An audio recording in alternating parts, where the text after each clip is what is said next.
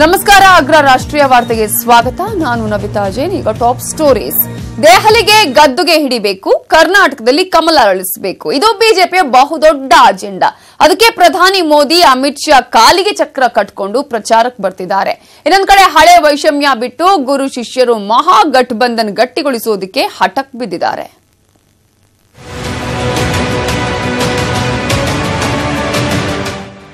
BJP ಪಾಲಿಗೆ ತಕ್ಷಣದ ಹೆಬ್ಬಾಗಿಲು ಅಂದ್ರೆ ಅದು ಕರ್ನಾಟಕ ಮಾತ್ರ. ಕರ್ನಾಟಕದಲ್ಲಿ ಬಿಜೆಪಿ ಗೆದ್ರಷ್ಟೇ ದಕ್ಷಿಣ ಭಾರತದಲ್ಲಿ ಬಿಜೆಪಿಗೆ ಉಳಿಗಾಲ. ಹಾಗಾಗಿನೇ ಪ್ರಧಾನಿ ನರೇಂದ್ರ ಮೋದಿ ಕರ್ನಾಟಕದ ಕಡೆ ಹೆಚ್ಚು ಗಮನ ಹರಿಸುತ್ತಿದ್ದಾರೆ. ಎಲೆಕ್ಷನ್ ಹತ್ತಿರ ಆಗ್ತಿದ್ದಂತೆ ರಾಜ್ಯದಲ್ಲಿ 3 ದಿನ 6 ಕಡೆ ಮಹಾ ಸಮಾವೇಶದಲ್ಲಿ ಮೋದಿ ಪ್ರಚಾರಕ್ಕೆ ಬರ್ತಿದ್ದಾರೆ. ಏಪ್ರಿಲ್ 8ರಿಂದ ರಾಜ್ಯದಲ್ಲಿ ಮೋದಿ ಹವಾ ಶುರುವಾಗಲಿದೆ. ಏಪ್ರಿಲ್ 8 ಬೆಳಗ್ಗೆ ಚಿತ್ರದುರ್ಗದಲ್ಲಿ ಸಮಾವೇಶ, ಮಧ್ಯಾಹ್ನ ಮೈಸೂರಿನಲ್ಲಿ ಸಮಾವೇಶ. ಏಪ್ರಿಲ್ 13 ಬೆಳಗ್ಗೆ ಮಂಗಳೂರಲ್ಲಿ ನಮೋ ಪ್ರಚಾರ, ಸಂಜೆ ಬೆಂಗಳೂರಿನಲ್ಲಿ ನಮೋ ಪ್ರಚಾರ. ಏಪ್ರಿಲ್ 18ಕ್ಕೆ ಬೆಳಗ್ಗೆ ಚಿಕ್ಕೋಡಿಯಲ್ಲಿ ಮೋದಿ ಸಮಾವೇಶ, ಮಧ್ಯಾಹ್ನ ಗಂಗಾವತಿಯಲ್ಲಿ ನಮೋ ಪ್ರಚಾರ. ಬರೋ ಮೋದಿ ಅಷ್ಟೇ ಅಲ್ಲ, ಬಿಜೆಪಿ ರಾಷ್ಟ್ರಾಧ್ಯಕ್ಷ ಅಮಿತ್ ಶಾ ಕೂಡ ರಾಜ್ಯದಲ್ಲಿ 5 ದಿನ ಬಿಜೆಪಿ ಅಲೆ ಎಬ್ಬಿಸಲಿದ್ದಾರೆ. ಇವತ್ತು ಬೆಂಗಳೂರಲ್ಲಿ ಬಿಜೆಪಿ ರ್ಯಾಲಿಯಲ್ಲೂ ಅಮಿತ್ ಶಾ ಭಾಗಿಯಾಗಿದ್ದು, ಬನಶಂಕರಿ ದೇವಸ್ಥಾನದಲ್ಲಿ ಪೂಜೆ ಸಲ್ಲಿಸಿ ರ್ಯಾಲಿಯಲ್ಲೂ ಭಾಗಿಯಾಗಿದ್ದಾರೆ. ಇವತ್ತು ಅಮಿತ್ ಶಾ ರ್ಯಾಲಿ ಮುಗಿದ ಮೇಲೆ ನೆಕ್ಸ್ಟ್ ಏಪ್ರಿಲ್ 10ರಿಂದ 20ರವರೆಗೂ ಸತತ 5 ದಿನ ಅಮಿತ್ ಶಾ ರಾಜ್ಯದಲ್ಲಿ ಪ್ರಚಾರ ಶುರು ಮಾಡಲಿದ್ದಾರೆ. ಏಪ್ರಿಲ್ 10, 12, 17, 20ರಂದು ರಾಜ್ಯದಲ್ಲಿ ಶಾ ಅಬ್ಬರ. ದಾವಣಗೆರೆ, ಹಾಸನ, ತುಮಕೂರು, ಕೋಲಾರ, ಕಲಬುರಗಿ, ವಿಜಯಪುರ, ಧಾರವಾಡ ಪ್ರವಾಸ. ಬಿಜೆಪಿ ನಾಯಕರ ಅಬ್ಬರ ನೋಡಿ ಬೆಚ್ಚಿ ಬಿದ್ದಿರುವ ಕಾಂಗ್ರೆಸ್ ಮತ್ತು ಜೆಡಿಎಸ್ ಕೂಡ ರಾಹುಲ್ ಗಾಂಧಿ ಜೊತೆ ಪ್ರಿಯಾಂಕಾ ವಾದ್ರಾರನ್ನು ಕರೆಸಿ ರಾಜ್ಯದಲ್ಲಿ ಪ್ರಚಾರ ಮಾಡೋಕೆ ಆಹ್ವಾನ ಕೊಟ್ಟಿದ್ದಾರೆ. ಇನ್ನೊಂದು ಕಡೆ ಗುರು ಶಿಷ್ಯರಾದ ದೇವೇಗೌಡ ಮತ್ತು ಸಿದ್ದರಾಮಯ್ಯ ಜಂಟಿಯಾಗಿ ರಾಜ್ಯದಲ್ಲಿ ಪ್ರಚಾರ ಮಾಡಲಿದ್ದಾರೆ. ಏಪ್ರಿಲ್ 9ರಿಂದ 15ರವರೆಗೆ ಜಂಟಿ ಪ್ರಚಾರ. ಏಪ್ರಿಲ್ 9ರಂದು ಮೈಸೂರು ಕ್ಷೇತ್ರದಲ್ಲಿ ಪ್ರಚಾರ. ಏಪ್ರಿಲ್ 10ರಂದು ತುಮಕೂರಿನಲ್ಲಿ ಪ್ರಚಾರ. ಏಪ್ರಿಲ್ 11ರಂದು ಹಾಸನದಲ್ಲಿ ಕ್ಯಾಂಪೇನ್. ಏಪ್ರಿಲ್ 12ರಂದು ಮಂಡ್ಯದಲ್ಲಿ ಜಂಟಿ ಪ್ರಚಾರ. ಏಪ್ರಿಲ್ 15ರಂದು ಬೆಂಗಳೂರಿನಲ್ಲಿ ಕ್ಯಾಂಪೇನ್. ಚುನಾವಣೆಗೆ ಇನ್ನು 16 ದಿನಗಳಷ್ಟೇ ಬಾಕಿ. ಪ್ರಚಾರ ಮುಗಿಸೋಕೆ 2 ವಾರ ಮಾತ್ರ ಉಳಿದಿದೆ. ಅದಕ್ಕೆ 3 ಪಕ್ಷದ ನಾಯಕರು ಕ್ಯಾಂಪೇನ್ ಕದನಕ್ಕೆ ಇಳಿಯಲಿದ್ದಾರೆ. Political bureau, news 18 Kannada. ಇಡೀ ಇಂಡಿಯಾದಲ್ಲೇ ಕಾವೇರಿದ ಲೋಕಸಭಾ ರಣಕಣ ಮಂಡ್ಯ ಕ್ಷೇತ್ರ. ನಿನ್ನೆಯಿಂದ ಮಂಡ್ಯ ಕುರುಕ್ಷೇತ್ರಕ್ಕೆ ಗಜ ಹಾವಳಿಯಾಗಿದೆ. ಇವತ್ತು ಗಜಕೇಸರಿ ಕೂಡ ಅಖಾಡಕ್ಕಿಳಿದಿದ್ರು. ಅಮ್ಮನ ಪರ ಭರ್ಜರಿ ಪ್ರಚಾರ ಮಾಡಿದ ಜೋಡೆತ್ತುಗಳು ಎದುರಾಳಿಗಳ ವಿರುದ್ಧ ರಣಕಹಳೆ ಮೊಳಗಿಸಿದ್ರು.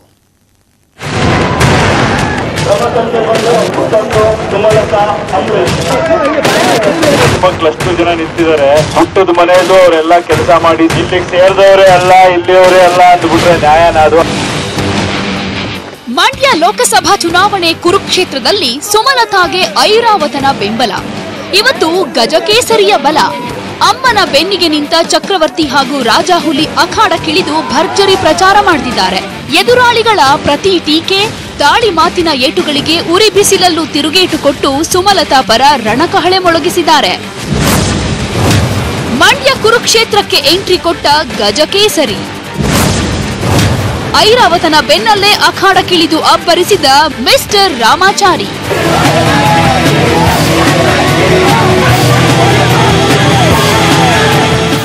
ಎಲ್ಲೆಲ್ಲೂ ಹೂವಿನ ಮಳೆ, ಅಭಿಮಾನದ ಹಾರ, ಪ್ರೀತಿಯ ಜೈಕಾರ, ಅಭಿಮಾನಿಯ ಮುತ್ತು, ಪ್ರೀತಿಯ ಸತ್ಕಾರ. ಇವು ಮಂಡ್ಯ ರಣಕಣದಲ್ಲಿ ಕಂಡುಬಂದ ಜೋಡೆತ್ತುಗಳ ಪ್ರಚಾರ ಅಬ್ಬರದ ಅಲೆಗಳು. ನಿನ್ನೆ ಶ್ರೀರಂಗಪಟ್ಟಣದಾದ್ಯಂತ ಪ್ರಚಾರ ಮಾಡಿದ್ದ ದರ್ಶನ್ ಇಂದು ಮಂಡ್ಯ ವಿಧಾನಸಭಾ ಕ್ಷೇತ್ರದಲ್ಲಿ ಕ್ಯಾಂಪೇನ್ ಮಾಡಿದ್ರು. ಮಂಡ್ಯದಿಂದ ಪ್ರಚಾರ ಆರಂಭಿಸಿದ ದರ್ಶನ್ ಸುಮಲತಾಗೆ ವೋಟ್ ಹಾಕುವಂತೆ ಮನವಿ ಮಾಡಿದ್ರು. ಇನ್ನೊಂದೇನಂತಂದ್ರೆ ಅವರ ಕ್ರಮ ಸಂಖ್ಯೆ ಬಂದು 20 ಸುಮಲತಾ ಅಂಬರೀಶ್ ಒಳ್ಳೆ ಹುಟ್ಟಿರೋ ರೈತನ ಚಿಹ್ನೆ. ಇನ್ನೊಂದ್ಸಲ ಹೇಳ್ತೀನಿ, ಕ್ರಮ ಸಂಖ್ಯೆ 20 ಸುಮಲತಾ ಅಂಬರೀಶ್. ಇದಕ್ಕೆ ತಮ್ಮ ಅತ್ತಮೂಲ್ಯವಾದ ಮತನ ನೀಡಬೇಕಂತೇಳಿ ಎಲ್ಲರ ಹತ್ರ ನಾನು ತಲೆಬಾಗಿ ಬೇಡ್ಕೊಳ್ತೀನಿ. ನಾನು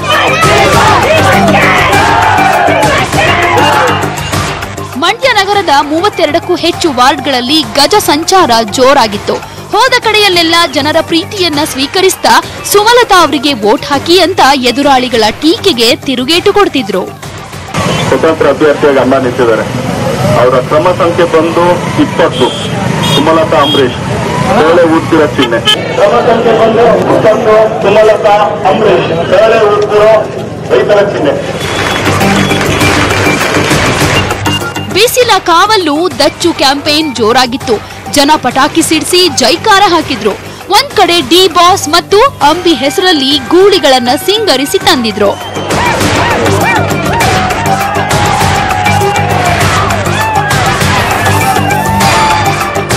ಮತ್ತೊಂದ್ ಕಡೆ ಯಶ್ ದರ್ಶನ್ ಹೆಸರಲ್ಲಿ ಜೋಡೆತ್ತುಗಳನ್ನ ಸಿಂಗರಿಸಿ ತಂದಿದ್ದ ಅಭಿಮಾನಿಗಳು ಮಂಡ್ಯ ರಣಕಣದಲ್ಲಿ ಯಶ್ ಹಾಗೂ ದರ್ಶನ್ ಜೋಡೆತ್ತು ಅಂತ ಸಾರಿದ್ರು.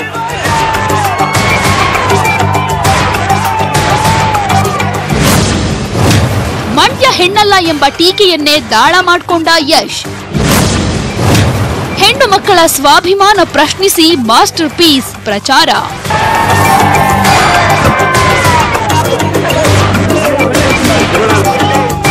ಇಂದಿನಿಂದ 15 ದಿನಗಳ ಕಾಲ ಪ್ರಚಾರದ ಅಖಾಡಕ್ಕಿಳಿದಿರೋ ರಾಕಿಂಗ್ ಸ್ಟಾರ್ ಯಶ್ ಶ್ರೀರಂಗಪಟ್ಟಣದಾದ್ಯಂತ 20ಕ್ಕೂ ಹೆಚ್ಚು ಹಳ್ಳಿಗಳಲ್ಲಿ ಮತಬೇಟೆಗಿಳಿದಿದ್ರು.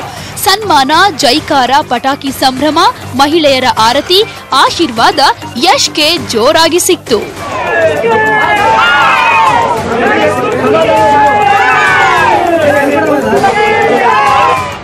ಪ್ರಚಾರದ ಅಖಾಡಕ್ಕಿಳಿದ ಯಶ್ ಮಂಡ್ಯ ಅಂದ್ರೆ ಅಂಬರೀಶ್, ಅಂಬರೀಶ್ ಕೈ ಹಿಡಿದ ಸುಮಲತಾ ಈ ಮಣ್ಣಿನ ಸೊಸೆ ಅಂತ ಎದುರಾಳಿಗಳ ಟೀಕೆಯ ಮಾತನ್ನೇ ತಮ್ಮ ಪ್ರಚಾರದುದ್ದಕ್ಕೂ ಬೆಳೆಸ್ಕೊಂಡ್ರು. ನಿಮ್ಮ ಮಂಡ್ಯದ ಸೊಸೆ ಅಂಬರೀಶ್ ಅಣ್ಣನ ಮಗ, ನಿಮ್ಮ ಮಂಡ್ಯದ ಮಗ.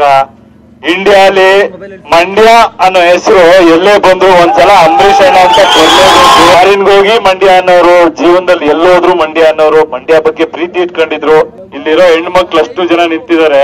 ಒಂದೇ ಒಂದ್ ಹೇಳ್ತೀನಿ, ಅವ್ರ ಜೀವನದಲ್ಲಿ ಎಷ್ಟು ತ್ಯಾಗ ಮಾಡಿರ್ತಾರೆ. ಹುಟ್ಟದ ಮನೆಯಲ್ಲೂ ಅವರೆಲ್ಲ ಕೆಲಸ ಮಾಡಿ, ಸೇವೆ ಮಾಡಿ, ಆ ಮನೆಗೋಸ್ಕರ ಬದುಕಿ, ಕಡೆಗೆ ಎಲ್ಲಿಗೆ ಮದುವೆ ಮಾಡ್ಕೊಡ್ತಾರೋ ಅಲ್ಲೂ ಆ ಮನೆ ಗೌರವ ತರಬೇಕು, ಆ ರೀತಿ ಬದುಕ್ತಾರೆ. ಎಲ್ಲಾ ಮಾಡಿದವ್ರಿಗೆ ಇವತ್ತು ಆ ಒಂದು ವ್ಯಕ್ತಿ ಇಲ್ಲ ಅಂತ ಇಲ್ಲಿಗೆ ಸೇರಿದವರೇ ಅಲ್ಲ, ಇಲ್ಲಿಯವರೇ ಅಲ್ಲ ಅಂದ್ಬಿಟ್ರೆ ನ್ಯಾಯನ ಅದು? ಅಲ್ಲಿಗೆ ಹೆಣ್ಮಕ್ಳು ಜೀವನಕ್ಕೆ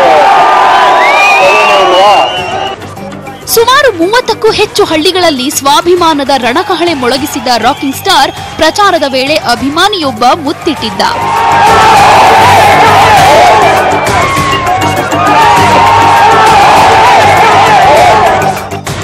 ದೇವಾಲಯಗಳಲ್ಲಿ ಪೂಜೆ, ಹೊಂಗೆ ಮರದ ಕೆಳಗೆ ಊಟ, ಹಳ್ಳಿ ಜನ ಕೊಟ್ಟ ಎಳನೀರು ಸೇವನೆ, ಹೀಗೆ ರಾಕಿಂಗ್ ಸ್ಟಾರ್ ಪ್ರಚಾರ ರಂಗುರಂಗಾಗಿತ್ತು. ನಮ್ಮಲ್ಲಿರೋದು ಜನಬಲ, ಬಟನ್ ಒತ್ತೋದು ಮತದಾರ ಮಾತ್ರ.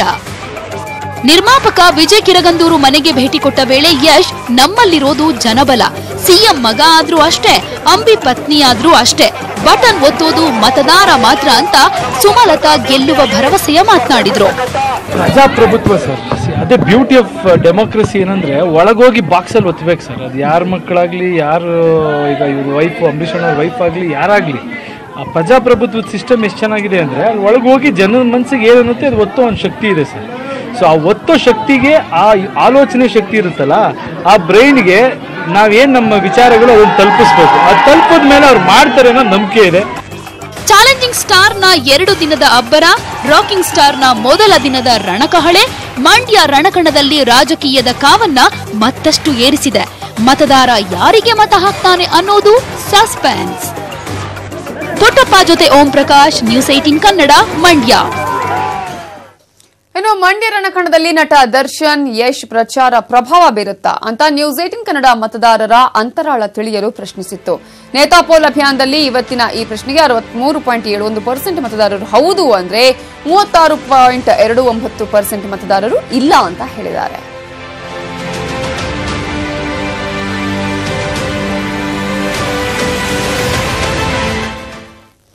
ಮೋದಿ ಸರ್ಕಾರವನ್ನ ಕಿತ್ತೊಗೆಯಲೇಬೇಕು ಅನ್ನುವ ಹಠಕ್ಕೆ ಬಿದ್ದಿರೋ ಕಾಂಗ್ರೆಸ್ ಹೊಸ ಪ್ರಣಾಳಿಕೆ ಬಿಡುಗಡೆ ಮಾಡಿದೆ.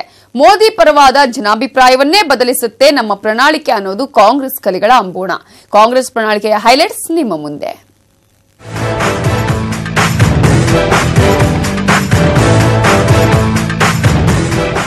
ದೇಶ ದೇಶಾದ್ಯಂತ ನರೇಂದ್ರ ಮೋದಿ ಮತ್ತು ಎನ್ಡಿಎ ಪರ ಇರುವ ಜನಾಭಿಪ್ರಾಯವನ್ನು ಬದಲಿಸಬೇಕು. ರಾಹುಲ್ ಗಾಂಧಿ ಯುಪಿಎ ನೇತೃತ್ವದ ಸರ್ಕಾರ ಅಧಿಕಾರಕ್ಕೆ ತರೋಕೆ ಕಾಂಗ್ರೆಸ್ ಭರ್ಜರಿ ಪ್ರಣಾಳಿಕೆ ಬಿಡುಗಡೆ ಮಾಡಿದೆ. ಹಮ್ ನಿಭಾಯೆಂಗೆ ಹೆಸರಲ್ಲಿ ಕಾಂಗ್ರೆಸ್ ಭರವಸೆಯನ್ನು ಈಡೇರಿಸುತ್ತದೆ ಎಂಬ ಶೀರ್ಷಿಕೆಯ ಪ್ರಣಾಳಿಕೆಯನ್ನು ರಾಹುಲ್ ಗಾಂಧಿ ಬಿಡುಗಡೆ ಮಾಡಿದರು. ಕಾಂಗ್ರೆಸ್ ಪಕ್ಷದ ಚಿಹ್ನೆಯಾಗಿರುವ ಹಸ್ತದಲ್ಲಿ 5 ಬೆರಳುಗಳಿರುವಂತೆ ಪಕ್ಷದ ಪ್ರಣಾಳಿಕೆಯು 5 ಮುಖ್ಯ ಅಂಶಗಳನ್ನು ಹೊಂದಿದೆ ಅಂತ ರಾಹುಲ್ ಹೇಳಿದರು. ಉದ್ಯೋಗ ಸೃಷ್ಟಿಗೆ ಆದ್ಯತೆ, ಕೃಷಿ, ಶಿಕ್ಷಣ, ಆರ್ಥಿಕ ಅಭಿವೃದ್ಧಿ ನಮ್ಮದು ಅಂತ ಕಾಂಗ್ರೆಸ್ ತನ್ನ ಪ್ರಣಾಳಿಕೆಯಲ್ಲಿ ಹೇಳಿದೆ. ಪ್ರಣಾಳಿಕೆಯ ಮುಖ್ಯಾಂಶಗಳು ಹೀಗಿದೆ. ನ್ಯಾಯ ಯೋಜನೆಯಡಿ ಕನಿಷ್ಠ ಆದಾಯ ಖಾತ್ರಿ, ಗ್ರಾಮ ಪಂಚಾಯಿತಿಗಳಲ್ಲಿ 10 ಲಕ್ಷ ಉದ್ಯೋಗ ಸೃಷ್ಟಿಸುವುದು, 2020 ಒಳಗೆ 22 ಲಕ್ಷ ಖಾಲಿ ಹುದ್ದೆ ಭರ್ತಿ ಮಾಡುವುದು, ಅನುಮತಿ ಇಲ್ಲದೆ 3 ವರ್ಷ ಉದ್ಯಮ ನಡೆಸಲು ಅವಕಾಶ, ರೈತರು ಸಾಲ ಮರುಪಾವತಿಸದಿದ್ರೆ ಕ್ರಿಮಿನಲ್ ಕೇಸ್ ಬದಲು ಸಾಮಾನ್ಯ ಕೇಸ್ ಎಂದು ಪರಿಗಣಿಸುವುದು, ಭಯೋತ್ಪಾದನೆ ನಿಗ್ರಹಕ್ಕೆ ಅಗ್ರ ರಾಷ್ಟ್ರಗಳ ಜೊತೆ ಒಪ್ಪಂದ, ಗಡಿ ರಾಷ್ಟ್ರಗಳಲ್ಲೂ ಮೀನುಗಾರಿಕೆ ನಡೆಸಲು ಶ್ರೀಲಂಕಾ, ಪಾಕಿಸ್ತಾನದ ಜೊತೆ ಒಪ್ಪಂದ, ಸರ್ಕಾರಿ ಶಾಲೆ, ಸರ್ಕಾರಿ ಶಿಕ್ಷಣ ಸಂಸ್ಥೆಗಳ ಅಭಿವೃದ್ಧಿ, ಹೀಗೆ ಹಲವು ಪ್ರಮುಖ ಅಂಶಗಳನ್ನು ಕಾಂಗ್ರೆಸ್ ಘೋಷಿಸಿದೆ. ಕಾಂಗ್ರೆಸ್ನವರು ಇದು ದೇಶದ ಭವಿಷ್ಯ ರೂಪಿಸುವ ಪ್ರಣಾಳಿಕೆ ಅಂದ್ರೆ ತುಕಾಡೆ ಗ್ಯಾಂಗ್ ಪ್ರಣಾಳಿಕೆ ಅಂತ ಬಿಜೆಪಿ ಲೇವಡಿ ಮಾಡಿದೆ.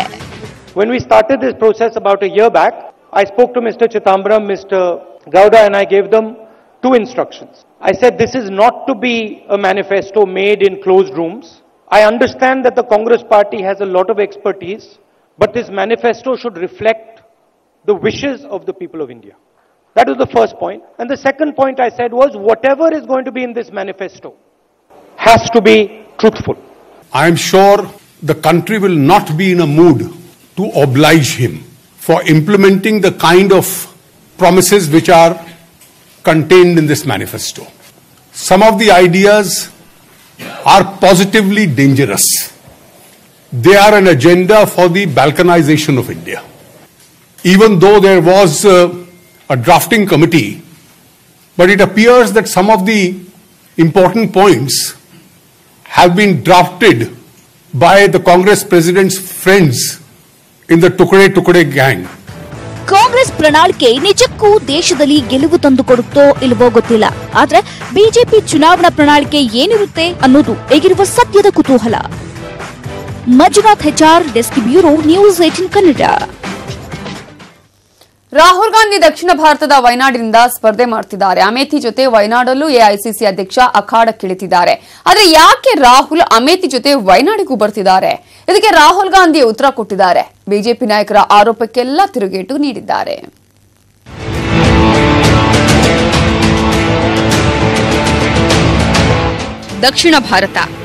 ದಕ್ಷಿಣ ಭಾರತ ಪ್ರಧಾನಿ ನರೇಂದ್ರ ಮೋದಿಗೂ ಬೇಕು, ರಾಹುಲ್ ಗಾಂಧಿಗೂ ಬೇಕು. ಅದಕ್ಕೆ ರಾಹುಲ್ ಗಾಂಧಿ ಈ ಬಾರಿ ಕೇರಳದ ವಯನಾಡಲ್ಲಿ ಸ್ಪರ್ಧೆ ಮಾಡ್ತಿದ್ದಾರೆ.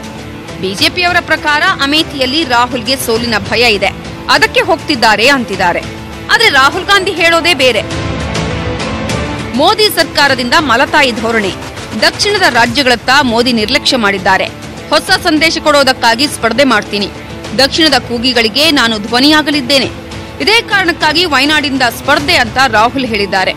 A very strong feeling in South India that they are not being carried by the current government. South India feels hostility from Mr. Narendra Modi. They feel that they are not being included in the decisions of this country. So I wanted to send a message to South India that we are with you and I am standing with you. That is why I am standing from Kerala. Rahul Gandhi 2 ಕ್ಷೇತ್ರದಲ್ಲಿ ಸ್ಪರ್ಧೆ ಬಗ್ಗೆ BJP ಹೇಳೋದೇ ಬೇರೆ. ಬಿಹಾರ, ಉತ್ತರ ಪ್ರದೇಶ, ಪಶ್ಚಿಮ ಬಂಗಾಳ ರಾಜ್ಯಗಳಲ್ಲಿ ರಾಹುಲ್ ಗಾಂಧಿಗೆ ಮಣೆ ಹಾಕ್ತಿಲ್ಲ. ಮಾಯಾವತಿ, ಮಮತಾ ಬ್ಯಾನರ್ಜಿ, ಅಖಿಲೇಶ್ ಯಾದವ್ ರಾಹುಲ್ರನ್ನ ಹತ್ರಕ್ಕೆ ಸೇರಿಸ್ತಿಲ್ಲ. ಈಗ ದಕ್ಷಿಣದ ನಾಯಕರಿಂದಲೇ ಒಂದಷ್ಟು ಒಳ್ಳೆಯ ರೆಸ್ಪಾನ್ಸ್ ಸಿಕ್ಕಿದೆ. ರಾಹುಲ್ ಪರ ದೇವೇಗೌಡರು, ಚಂದ್ರಬಾಬು ನಾಯ್ಡು, ಸ್ಟಾಲಿನ್ ಇದ್ದಾರೆ. ಸೋಲಿನ ಭಯದಲ್ಲಿ ಅಲ್ಲಿಗೆ ಹೋಗಿದ್ದಾರೆ ಅನ್ನೋದು ಬಿಜೆಪಿ ಹೇಳಿಕೆ. ಕಾಂಗ್ರೆಸ್ ಅಧ್ಯಕ್ಷರಾದವರು ಇಲ್ಲಿನ ಜನರ ಬೇಡಿಕೆ ಇದ್ದಾಗ ಅದನ್ನ ಮಾಡಿದ ಹೊರತಾಗಿ ಅಲ್ಲಿಂದ ಇಲ್ಲಿಂದ ಹೆದರ್ಕೊಂಡು ಓಡಿ ಬಂದು ಮಾಡತಕ್ಕಂಥದ್ದಿಲ್ಲ. ಯಶಸ್ಸು ನಮಗೆ ಸಿಕ್ಕೇ ಸಿಗ್ತದೆ. ಅದು ಒಂದು ತತ್ವದ ಹೋರಾಟ ಇದೆ. ಆ ತತ್ವದ ಯಶಸ್ವಿಗಾಗಿ ನಾವೆಲ್ಲರೂ ಒಂದಾಗಿರಬೇಕು ಸಂದೇಶವನ್ನು ಕೊಟ್ಟು ಬಂದಿದ್ದೇವೆ. If you've been the member of parliament for a particular constituency, in this case it's Amethi, and you've served it very well. Is there a need for you to look for a second? ಅವರ ಸ್ವಂತ ಕ್ಷೇತ್ರವಾದಂಥ ಅಮೇಠಿಯಲ್ಲಿ ನಿಲ್ಲೋದಕ್ಕೆ ಭಯವನ್ನ ಬಿದ್ದು ಅಲ್ಲಿ ನಾನು ಮುಂದೆ ಗೆಲ್ಲೋದೇ ಇಲ್ಲ ಅನ್ನುವಂಥ ಕಾರಣಕ್ಕಾಗಿ 2ನೇ ಸೀಟಾಗಿ ವಯನಾಡಿಗೆ ಬಂದಿದ್ದಾರೆ. ಅಂದ್ರೆ ಕಾಂಗ್ರೆಸ್ ಇಂಥ ಕೆಳಮಟ್ಟಕ್ಕೆ ಇಳಿದಿದೆ. ಯಾವುದೇ ಕಾರಣಕ್ಕೆ ಅಮೇಠಿಯಲ್ಲಿ ರಾಹುಲ್ ಗಾಂಧಿ ಗೆಲ್ಲೋದಿಲ್ಲ. ಅದಕ್ಕೆ ಅವರಿಗೆ ರಾಜಕೀಯ ಜೀವ ತಗೊಳ್ಳೋದಕ್ಕಾಗಿ ವಯನಾಡಿಗೆ ಬಂದಿದ್ದು ಸ್ಪರ್ಧೆ ಮಾಡುವಂತ ದುಸ್ಥಿತಿಗೆ ಕಾಂಗ್ರೆಸ್ ಬಂದಿದೆ. ರಾಹುಲ್ ಗಾಂಧಿ ದಕ್ಷಿಣದತ್ತ ಚಿತ್ತ ಹರಿಸಿರೋದ್ರ ಹಿಂದೆ ಸೋಲಿನ ಭಯವೋ ಬೇರೆ ಕಾರಣನೋ ಗೊತ್ತಿಲ್ಲ. ಆದರೆ ರಾಹುಲ್ ಗಾಂಧಿ 2 ಕ್ಷೇತ್ರದಲ್ಲಿ ಸ್ಪರ್ಧೆ ಮಾಡೋದು ಈಗ ದೊಡ್ಡ ಚರ್ಚೆಗೆ ಕಾರಣವಾಗಿದೆ. Political bureau, news 18 Kannada. ಬೆಂಗಳೂರಲ್ಲಿ ಬಿಜೆಪಿ ರಾಷ್ಟ್ರಾಧ್ಯಕ್ಷ ಅಮಿತ್ ಶಾ ಭರ್ಜರಿ ರ್ಯಾಲಿ ನಡೆಸುತ್ತಿದ್ದಾರೆ. ಬೆಂಗಳೂರಿನ ಬನಶಂಕರಿ ದೇವಾಲಯದಿಂದ ಹೊರಟ ರ್ಯಾಲಿ ಜೆಪಿ ನಗರದ ಕಡೆ ಹೊರಟಿದೆ. ಬಿಜೆಪಿ ರ್ಯಾಲಿಯಲ್ಲಿ ಬಿಜೆಪಿ ರಾಜ್ಯಾಧ್ಯಕ್ಷ ಯಡಿಯೂರಪ್ಪ ಸೇರಿದಂತೆ ಘಟಾನುಘಟಿ ನಾಯಕರು ಅಮಿತ್ ಶಾ ಅವರಿಗೆ ಸಾಥ್ ಕೊಟ್ಟಿದ್ದಾರೆ.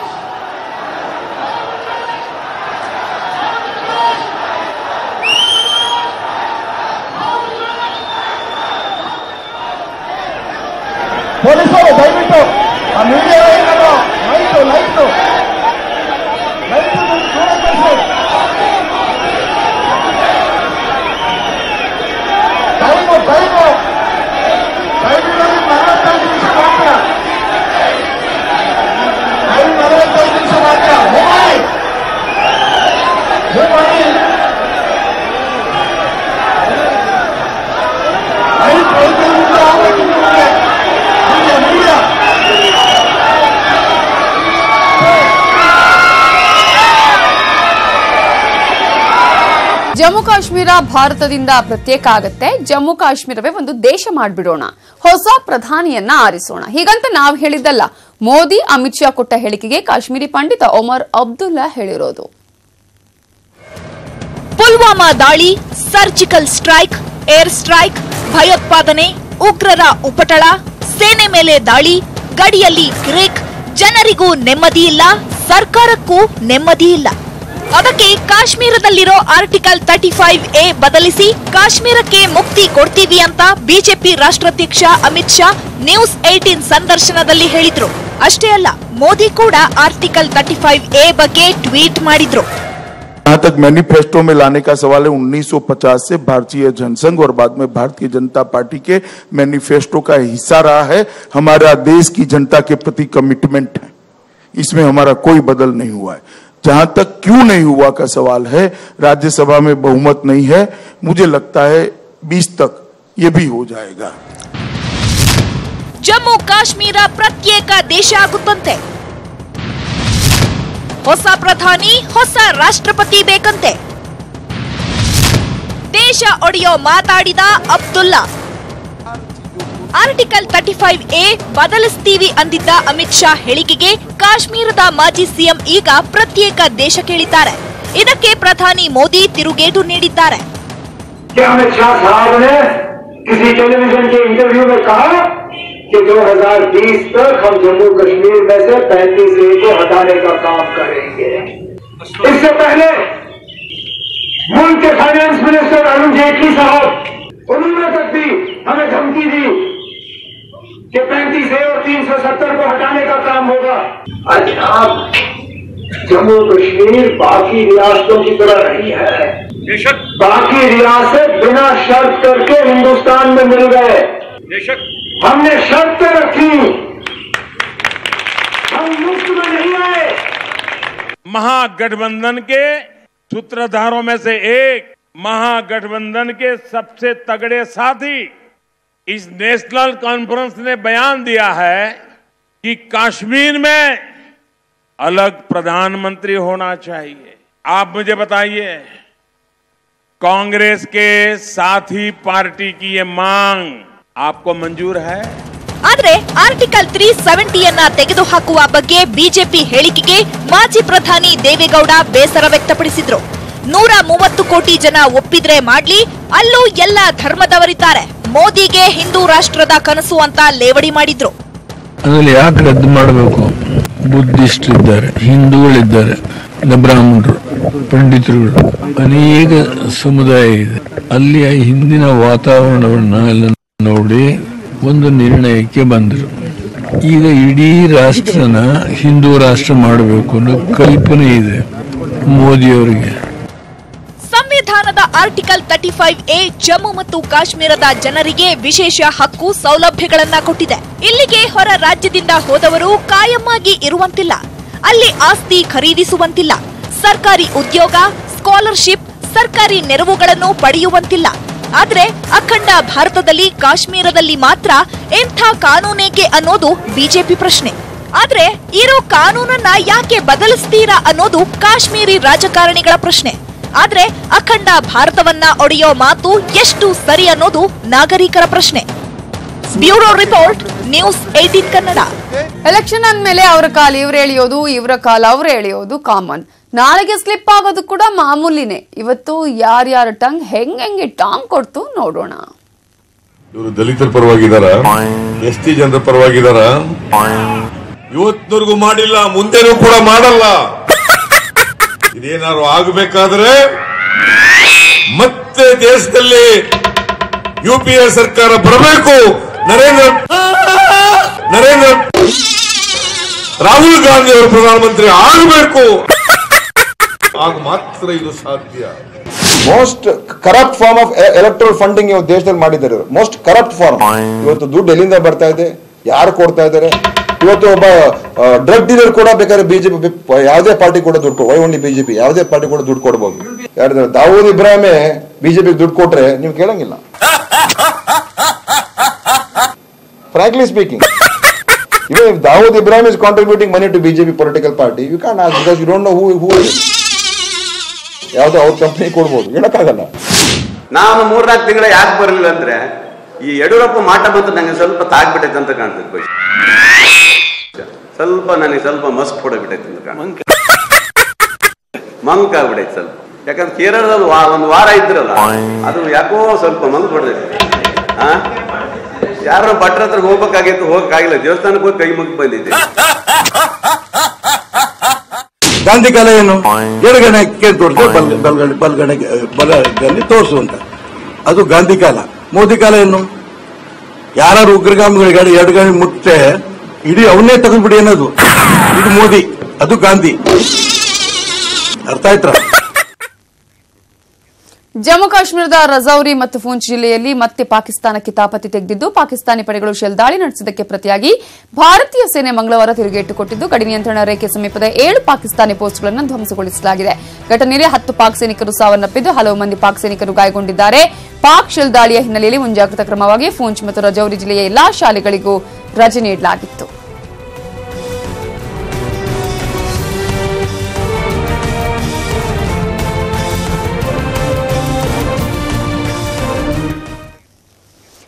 ಬೆಂಗಳೂರಿನ ಬನಶಂಕರಿಯಿಂದ ಈಗಾಗಲೇ ಬಿಜೆಪಿ ರಾಷ್ಟ್ರೀಯ ಅಧ್ಯಕ್ಷ ಅಮಿತ್ ಶಾ ಅವರ ರ್ಯಾಲಿ ನಡೀತಾ ಇದೆ. ಸಾಕಷ್ಟು ಮುಖಂಡರುಗಳಿದ್ದಾರೆ, ಕಾರ್ಯಕರ್ತರು ಅವರ ಜೊತೆ ಇರೋದನ್ನ ಗಮನಿಸಬಹುದು. ಅಮಿತ್ ಶಾ ಅವರ ರೋಡ್ ಶೋ ಅನ್ನ ನೋಡಬಹುದು.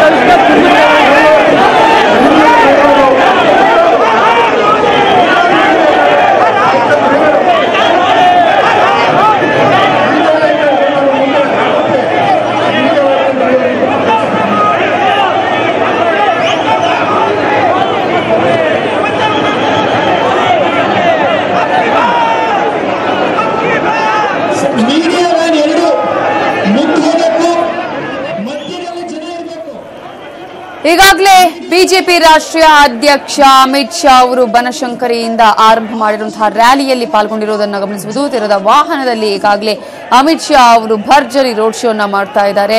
ಈಗಾಗಲೇ ಈ ಒಂದು ರ್ಯಾಲಿಯಲ್ಲಿ ತೇಜಸ್ವಿನಿ ಅನಂತಕುಮಾರ್ ಅವರು ಕೂಡ ಪಾಲ್ಗೊಂಡಿದ್ದಾರೆ. ತೇಜಸ್ವಿ ಸೂರ್ಯ ಬೆಂಗಳೂರು ದಕ್ಷಿಣ ಕ್ಷೇತ್ರದ ಅಭ್ಯರ್ಥಿ ಅವರ ಪರವಾಗಿ ಬಿಜೆಪಿ ರಾಷ್ಟ್ರೀಯ ಅಧ್ಯಕ್ಷ ಅಮಿತ್ ಶಾ ಅವರು ರ್ಯಾಲಿಯನ್ನ ಮಾಡ್ತಾ ಇರೋದನ್ನು ನಾವು ಗಮನಿಸ್ತಾ ಇದ್ವಿ.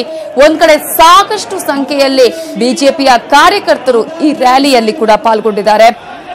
ಬಿಜೆಪಿ ಚಾಣಕ್ಯ ಮತ ಭೇಟಿಯನ್ನ ನಡೆಸುತ್ತಿದ್ದಾರೆ.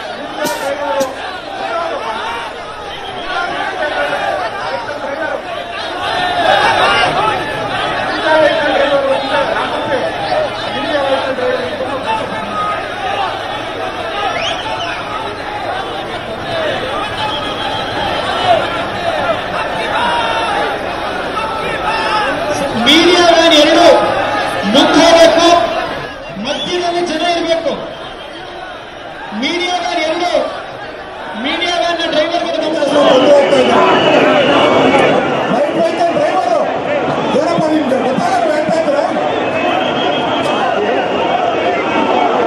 ಲೈಟ್ ವೆಹಿಕಲ್ ಮುಂದೆ ಹೋಗ್ಬೇಕು, ಮೀಡಿಯಾದವರು ಹಿಂದೆ ಬರಬೇಕು, ಮಧ್ಯದಲ್ಲಿ ಜನ ಇರಬೇಕು.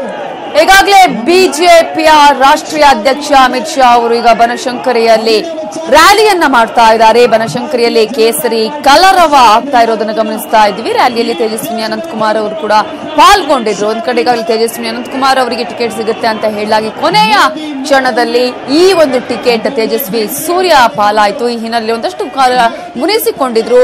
ತೇಜಸ್ವಿ ಅನಂತಕುಮಾರ್ ಪ್ರಚಾರಕ್ಕೆ ಕೂಡ ಬರೋದಿಲ್ಲ ಅಂತಾನೆ ಹೇಳಲಾಗಿತ್ತು. ಆದ್ರೆ ಇವತ್ತು ತೇಜಸ್ವಿ ಸೂರ್ಯ ಪರ ಈಗಾಗಲೇ ಬಿಜೆಪಿ ರಾಷ್ಟ್ರೀಯ ಅಧ್ಯಕ್ಷ ಅಮಿತ್ ಶಾ ಅವರು ಬಂದಿರುವಂತಹ ಹಿನ್ನೆಲೆಯಲ್ಲಿ ತೇಜಸ್ವಿನಿ ಅನಂತಕುಮಾರ್ ಅವರು ಒಂದಷ್ಟು ಮುನಿಸನ್ನ ಬದಿಗಿಟ್ಟು ಇವತ್ತು ಈ ಒಂದು ರ್ಯಾಲಿಯಲ್ಲಿ ಕೂಡ ಪಾಲ್ಗೊಂಡಿದ್ದಾರೆ.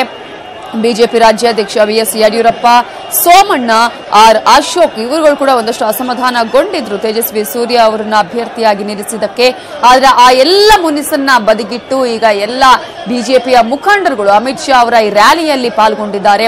ಅಮಿತ್ ಶಾ ಅವರ ರ್ಯಾಲಿಯ ಹಿಂದೆ ಒಂದಷ್ಟು ವಿಚಾರಗಳು ಕೂಡ ಇದೆ. ಅಂದ್ರೆ ಯಾವಾಗ ಈ ಒಂದು ದಕ್ಷಿಣ ಕ್ಷೇತ್ರದಲ್ಲಿ ತೇಜಸ್ವಿ ಸೂರ್ಯ ಅವರನ್ನ ಕಣಕ್ಕಿಳಿಸಿದ್ರು ಆ ಸಂದರ್ಭದಲ್ಲೇ ಸಾಕಷ್ಟು ಅಸಮಾಧಾನ ಇತ್ತು ಬಿಜೆಪಿಯ ಮುಖಂಡರುಗಳಿಗೆ. ಹಾಗಾಗಿ ಯಾವುದೇ ಕಾರಣಕ್ಕೂ ಕೂಡ ಈ ಅಸಮಾಧಾನವನ್ನ ತೋರಿಸಬಾರದು. ಎಲ್ಲರೂ ಕೂಡ ಈ ಒಂದು ರ್ಯಾಲಿಯಲ್ಲಿ ಪಾಲ್ಗೊಳ್ಳಬೇಕು. ಜೊತೆಗೆ ಎಲ್ಲರೂ ಕೂಡ ಒಗ್ಗಟ್ಟಾಗಿ ಕೆಲಸ ಮಾಡಬೇಕು. ತೇಜಸ್ವಿ ಸೂರ್ಯ ಪರ ಪ್ರಚಾರವನ್ನ ಮಾಡಬೇಕು, ಆತನನ್ನ ಗೆಲ್ಲಿಸಬೇಕು ಅಂತ ಹೇಳಿ ಸೂಚನೆಯನ್ನು ನೀಡಿದ್ರು. ಅದೇ ಕಾರಣಕ್ಕಾಗಿ ಮೊದಲಿಗೆ ಈಗ ಈ ಒಂದು ರ್ಯಾಲಿ ಬೆಂಗಳೂರು ದಕ್ಷಿಣ ಕ್ಷೇತ್ರದಿಂದಾನೇ ಆರಂಭ ಆಗಿದೆ.